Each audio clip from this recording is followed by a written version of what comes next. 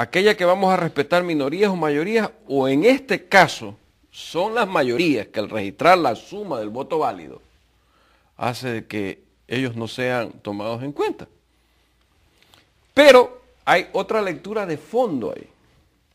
Si recogemos las 12 provincias más en Pichincha, en el Cantón Quito, Parroquia Benalcázar y Parroquia Chaupicruz, vamos a encontrar 2 millones de electores, sin ser todos ellos los que votan. Vamos a descontarle el 30% del ausentismo y el 10% de voto nulo y blanco. Menos 40 quedan 1.200.000 votantes, que si a la alícuota de que todos rechazan un 30% de la aceptación presidencial o están por ahí, hay 400.000 votos que están buscando un líder, sin tomar en cuenta toda la costa, más la parte de Pichincha, más Azuay y más Imbabura.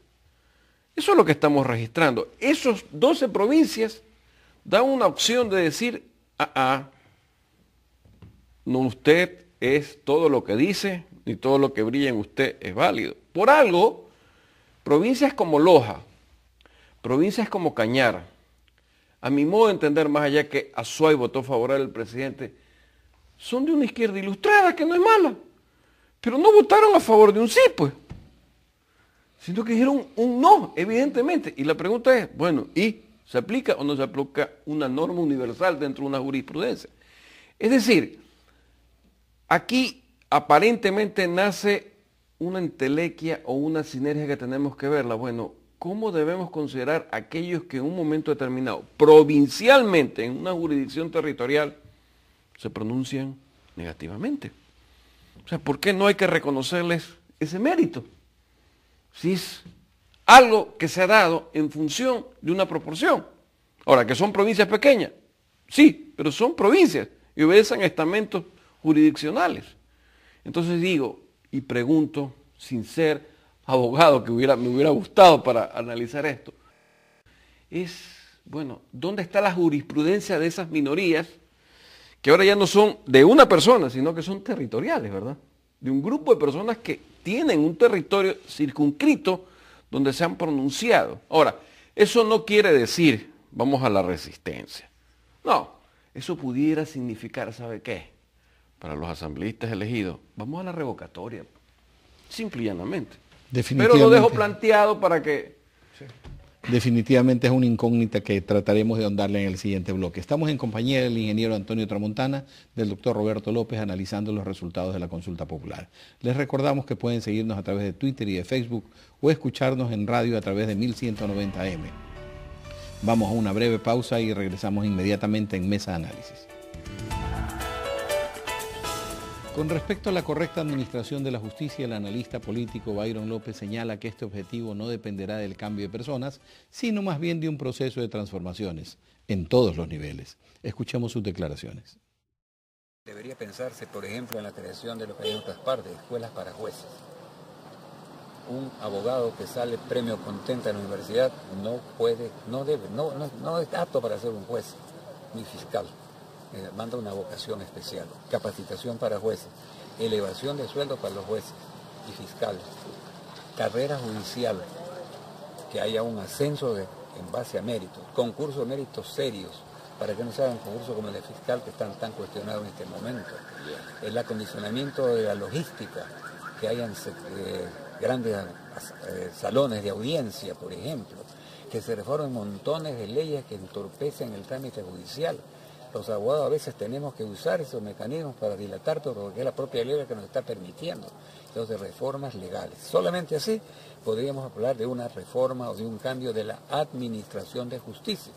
Porque se dice con mal criterio que se va a cambiar la justicia. Y la justicia no puede cambiarse.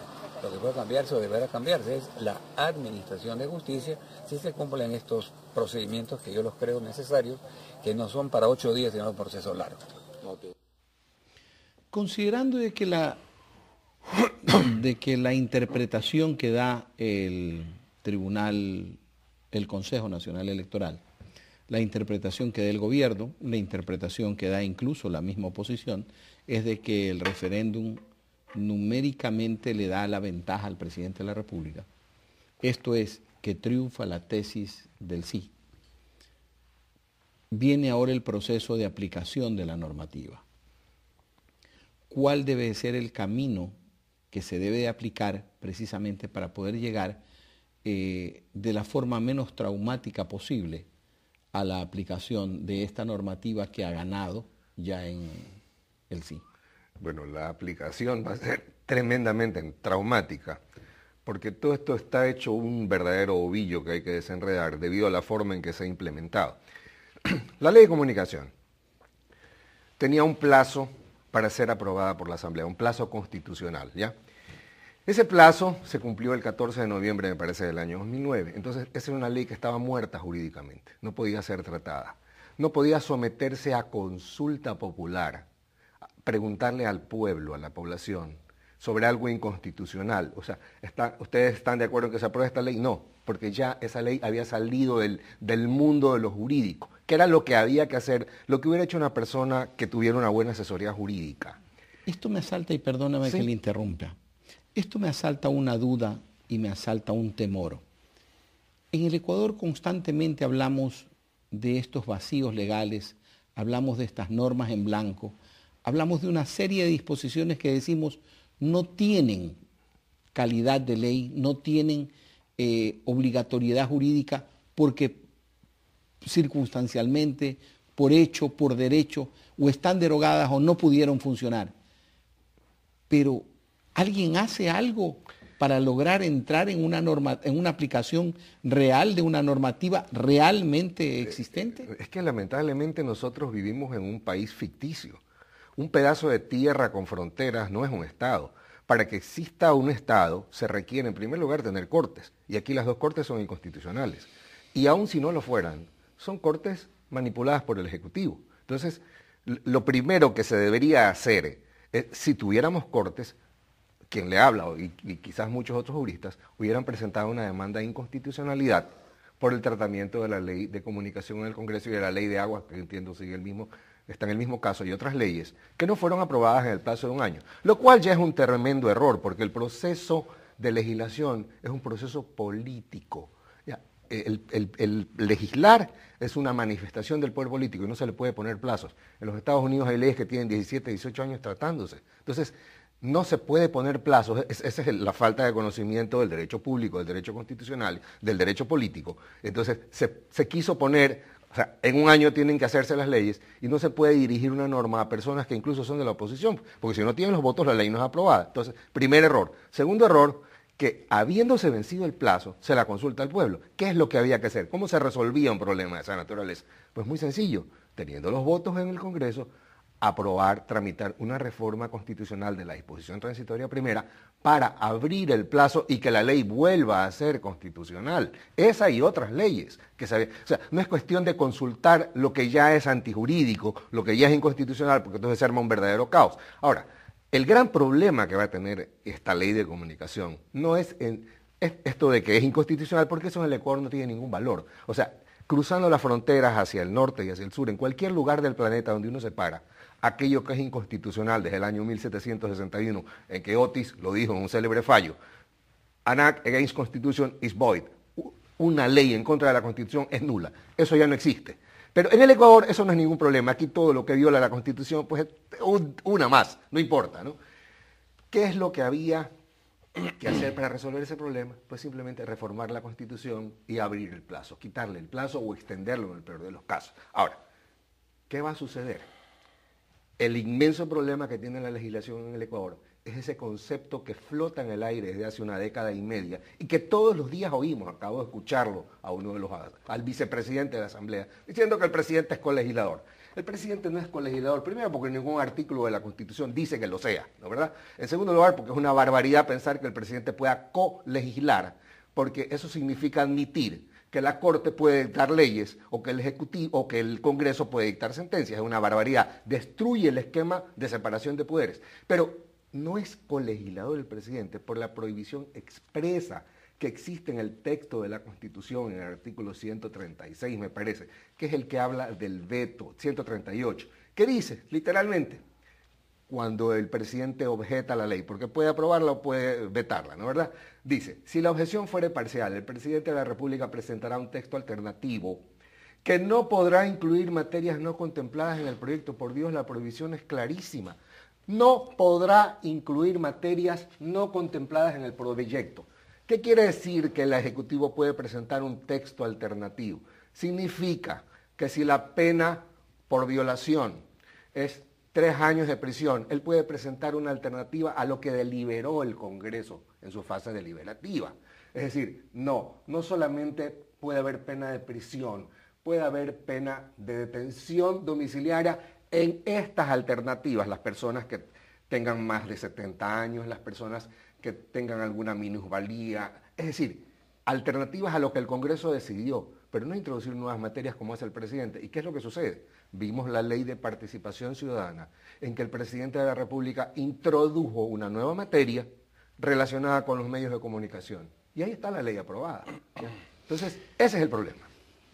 El problema que nos presenta el doctor López de la aplicabilidad de lo resuelto en el referéndum y en la consulta nos arroja hacia el campo político. ¿Qué pasa en el campo político? ¿Va a haber una reacción o una respuesta de ese 43%, 41% que dijo no o de alguna forma se manifestó por el no? ¿Usted cree que eso sea posible, que eso se llegue a dar, de que esa gente exija de alguna forma el respeto a lo que dijeron? Los que están perdidos en el 43% se tendrán que allanar, pero las 12 provincias donde hay legisladores de Alianza País, donde hay un pronunciamiento por el no, la pregunta es, ¿cómo van a obrar en la Asamblea? ¿Cómo? Si la provincia les dice no, así sean verdes, azules, naranjas, colorados, lo que sea, la provincia de donde ellos vienen y lo llevaron donde están, le dijeron que no, entonces la pregunta es, ¿van a alzar las manos? ¿Van a decir que sí? Pero ellos responden a un esquema político. Sí, pero dentro de la política están las verdades. Sí, pero eso eso no tiene que soslayar que en el proyecto político la verdad es esta.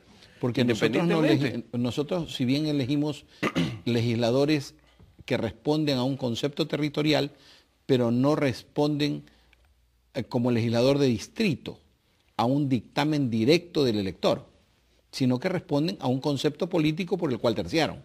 Pero desgraciadamente la consulta involucra votación provincial. Y hay pronunciamiento por mayoría, a la cual yo me circunscribo territorialmente, sea distrital, parroquial, cantonal. Y ellos dijeron no.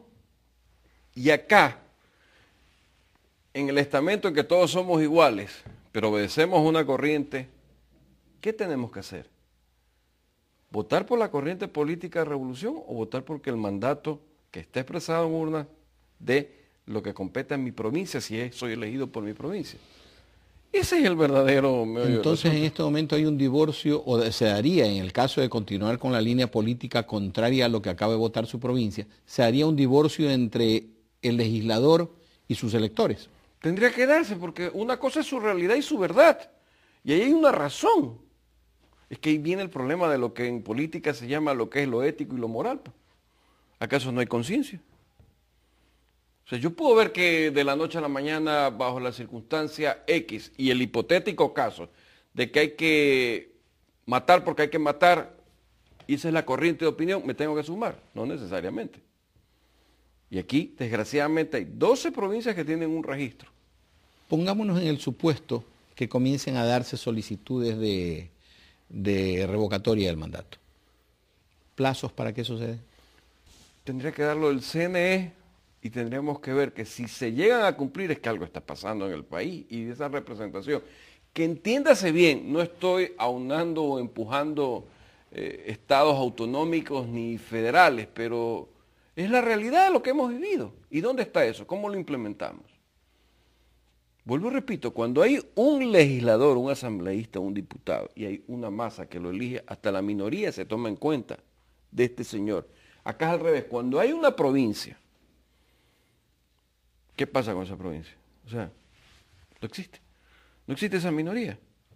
Me parece algo que no entró dentro de los estamentos. Como que si hubiese alguna fallita en el tema. Yo la dejo nada más planteada dentro de los términos jurídicos, constitucionales, legales y de justicia y de política. ¿Qué piensa usted al respecto de lo que ha planteado?